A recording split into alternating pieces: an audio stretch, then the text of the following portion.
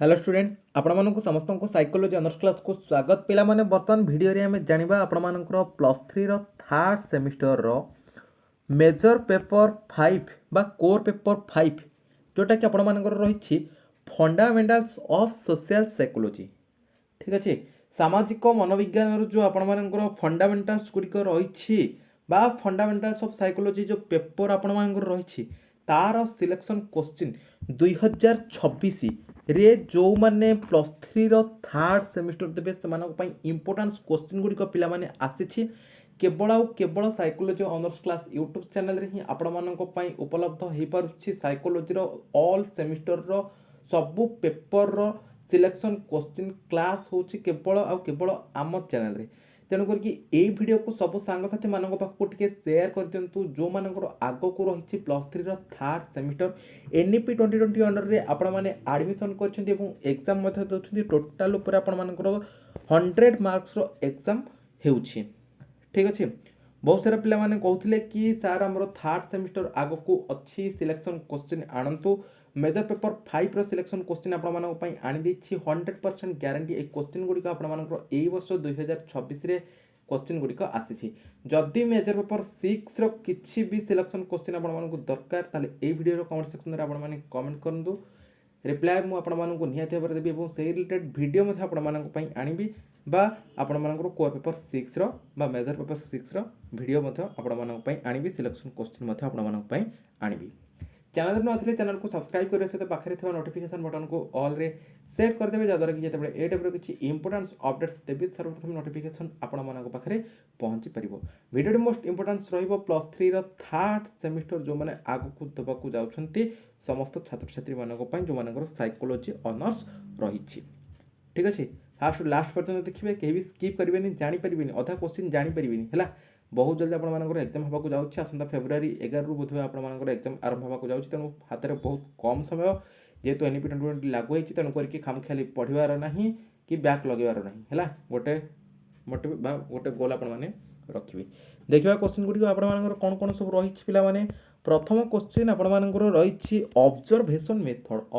Method बा आम कहीपर कौन पर्यवेक्षण पद्धति कौन वेरी वेरी इंपोर्टेंट क्वेश्चन आपको कहीदे एगुड़िक आपने कौन करेंगे ना 5 मार्क पर पढ़े तो मैंने कह कि सर आम 8 मार्क पर कौन पढ़ू देखो 5 मार्क जहाँ 8 मार्क से 8 मार्क रे कौन हुए ना 8 मार्क रे आउ 3-4 लाइन आमको अधिका लिखा पड़ी था 5 मार्क रे कौन हुए 8 मार्क अपेक्षा आमको 5 मार्क रे आउ 2-3 लाइन कम लिखा पड़ी था। तेणु जदि आम सबुतक 8 मार्क पर पढ़ुचे ये आपने कहे कि आम पढ़ी पारूनी आमको कौन विरक्त लगे बहुत अधिका हो तेणुक कौन 5 मार्क पर पढ़ीदेवी 5 मार्क पर पढ़ीदे जदि 5 मार्क क्वेश्चन आस 5 मार्क लिखे 8 मार्क क्वेश्चन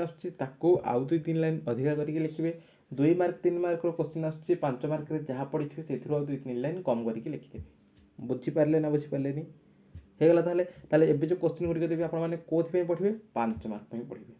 5 मार्क पर पढ़े जब 8 मार्क क्वेश्चन आसला लिखे ना ना लिखे कौन लिखे से लिखे सहित आउ 2-3 लाइन आड करके लिखे क्लीयर जीवा आग को। सेकेंड क्वेश्चन देला कौन ना क्वेश्चनरी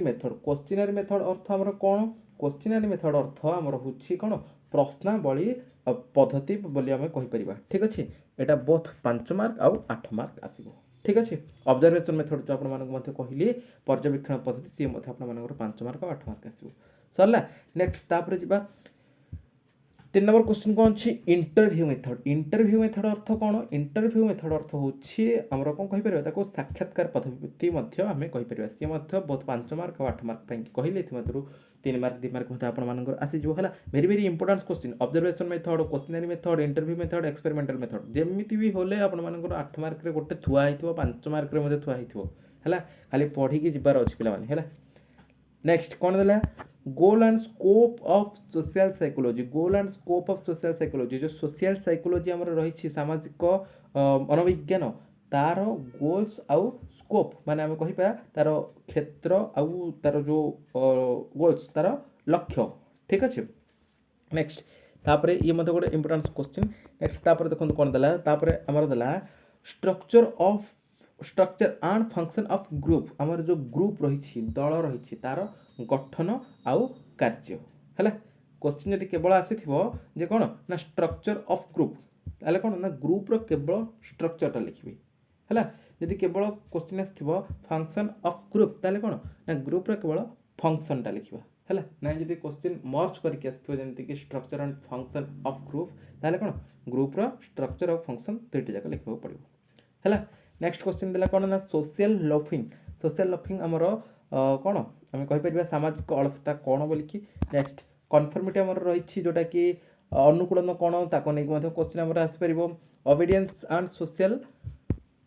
मॉडलिंग है ओबीडियंस एंड सोशल मॉडलिंग जोटा कि आमर आज्ञा पालन और सामाजिक अनुकरण कौन ताको नहीं क्वेश्चन आसो एटीट्यूड उपर निहाती भाव 100% क्वेश्चन आसो जमीक नेचर ऑफ एटीट्यूड यहाँ आपंकर कौन नेचर ऑफ एटीट्यूड यहाँ 8 मार्क आसोनी मे भी जब आसला 5 मार्क आसो ना ना तो सर्ट क्वेश्चन आसो है कि तथापि एटीट्यूड कौन आम तो निहाती भाव पढ़ा पड़ो जोटा कि मनोभाव कौन है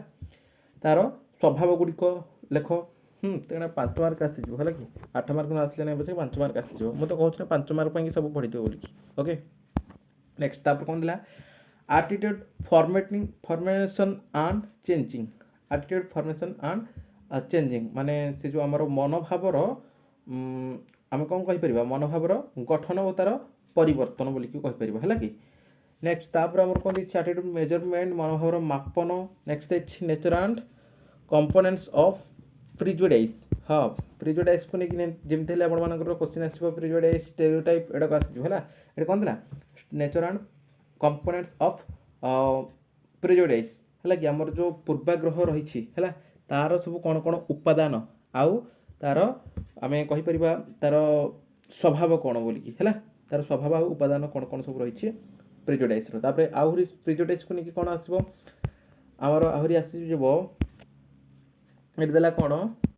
एक्यूएशन ऑफ प्रिजुडाइज आमर जो पूर्वाग्रह रही तार अधिग्रहण है तापर आम जब देखा रिडक्शन ऑफ प्रिजुडाइज आमर तार केमती माने कौन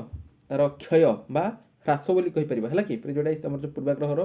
क्षय बा ह्रास कौन ताको नहीं आसो स्टेरियोटाइप क्वेश्चन आपर आसो नेक्स्ट तापर आमर देला कौन ना meaning and characteristics of pro social behaviour आमर जो प्रो सोशल बिहेवियर रही तार कैरेक्टरिस्टिक्स एंड मीनिंग अर्थ आउ तार वैशिष्ट्य कौन निहाती भाव प्रो सोशल बिहेवियर आपर क्वेश्चन आसो आहरी कौन रही देख दिंतु decision model helping decision model of helping means आमर कौन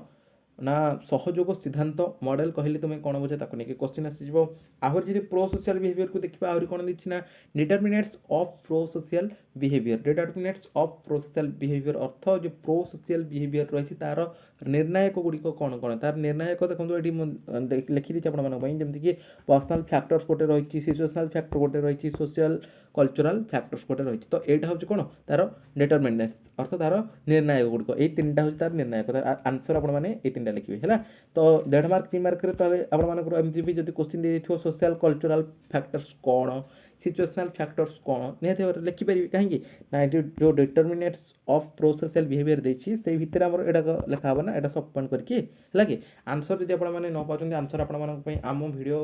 द्वारा आसीज आम चैनल माध्यम आपीडियो आसो ओके किसी व्यस्त हवा आवश्यक नहीं कि आपण मैंने वर्तमान समय को नष्ट करूँ ना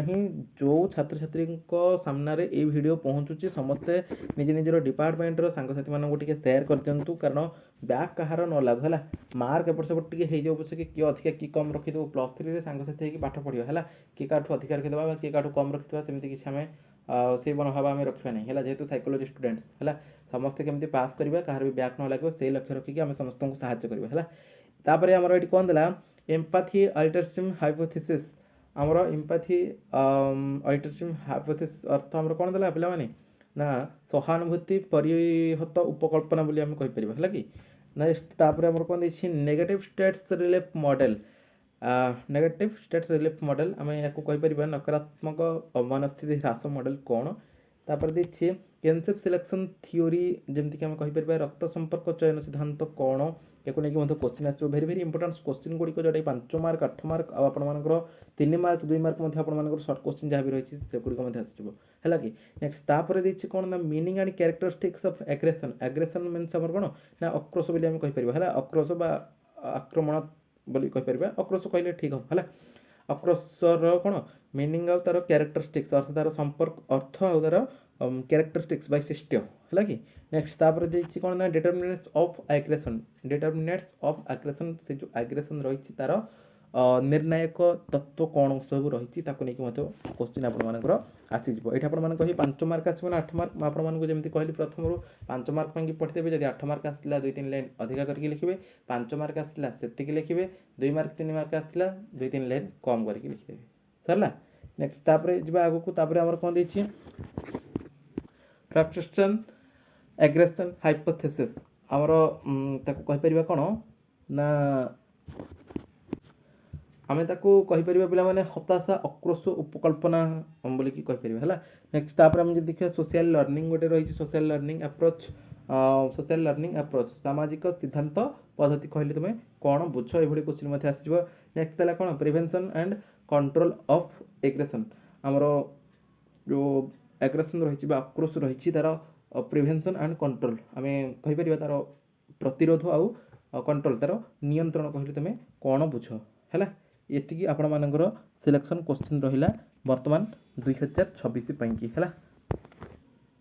ଆସନ୍ତା ଫେବୃଆରୀରେ ପ୍ରାୟତଃ କଲେଜରେ 3rd ସେମିଷ୍ଟର ଆରମ୍ଭ ହେବାକୁ ଯାଉଛି, ତେଣୁ କରିକି